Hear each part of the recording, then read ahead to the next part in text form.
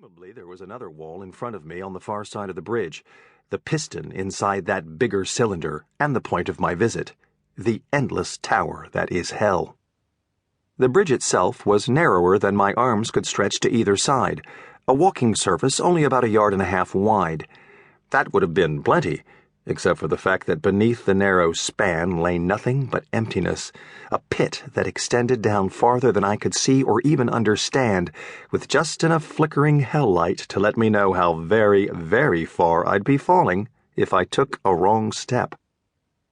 Trust me, like any sane being, I would have rather been anywhere else, but as I'll explain later, I'd worked hard to get even this far. I had learned how to get there, found an entrance nobody remembered to guard, and I was even wearing a brand new demon body, because that's the only way I could travel safely in hell. I might have been an unwanted guest, but I had already paid quite a bit to take this ride. As I approached the span, I gulped a deep breath made gritty by sulfur smoke and the faint but unmistakable tang of crisping flesh. A stone skittered away from my foot and bounced into the pit. I didn't wait to hear if it made a noise, since there wouldn't have been much point. You can only stall something terrible so long before all the courage just leaks out of you, and I knew that things would only get worse from here. Even if I made it across this whisper-thin span and managed to sneak into hell, the whole place was jam-packed with creatures that just plain hated angels in general, and me in particular. The Neronian Bridge dates back to ancient Rome, and it's named after the Emperor Nero, the one who supposedly fiddled while Rome burned. Nero wasn't the worst emperor Rome ever had, but he was pretty much of a horrible bastard anyway, and one of the ways we know this is because he had his own mother murdered. Twice. His mother, Agrippina, was the sister of another even nastier little bastard you may have heard of, Caligula. He married one of his other sisters, but he humped them all. Still, despite all the creepy stuff with her brother, after Caligula was stabbed to death by his own guards, Agrippina was rehabilitated and eventually married Caligula's successor, old Emperor Claudius. Somehow she even managed to convince Claudius to put aside his own beloved son and instead make Nero, her son by a previous marriage, his heir. Once Nero was the emperor designate, she bumped off poor Claudius by feeding him poisoned mushrooms.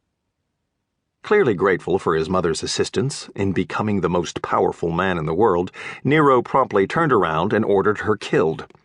He first tried to do it with a trick boat that was supposed to break apart so she'd drowned, but Agrippina was a tough old bitch and made it back to land, so Nero sent some of his guardsmen over to her house to stab her to death with swords. Family values, Roman Empire style. Nero did a lot of other pretty terrible stuff during the rest of his reign, including burning a buttload of innocent Christians, but that isn't the reason he got his own little highway project in hell, the bridge I stood in front of now. See, what Nero didn't realize is that his mother's coup in getting Claudius to marry her and raise Nero above his own son was the result of a little bargain she'd made with one of hell's more influential inhabitants, a powerful demon by the name of Inoculi. Now, Inoculi and his infernal pals didn't give a literal damn about Nero killing his mother. In fact, they rather admired it. But they did expect him to live up to the terms of the bargain his mother had made to put Nero on the throne of the Roman Empire, because hell had big plans for Rome. But Nero refused to play along. To be honest, he probably didn't realize how big an operation hell really was. The Romans had a different religious picture of things, Pluto and the Elysian fields and all that stuff. It was probably a bit like that movie producer in The Godfather who thought he could tell Don Corleone to fuck off, then woke up to find a horse's head added to the bedroom decor. Pissing off hell is not a good idea. Things went down rapidly for young Nero, and within a short period of time he found himself off the throne and on the run. He eventually wound up committing suicide. However, the real surprises were still waiting for him. Inoculi, like most of hell's executives, was extremely good at bearing a grudge. When Nero arrived in hell, it was to discover a special entrance had been built. To keep listening to this audiobook, I've left you a link in the description so you can do it, at no cost thanks to Audible's 30-day free trial.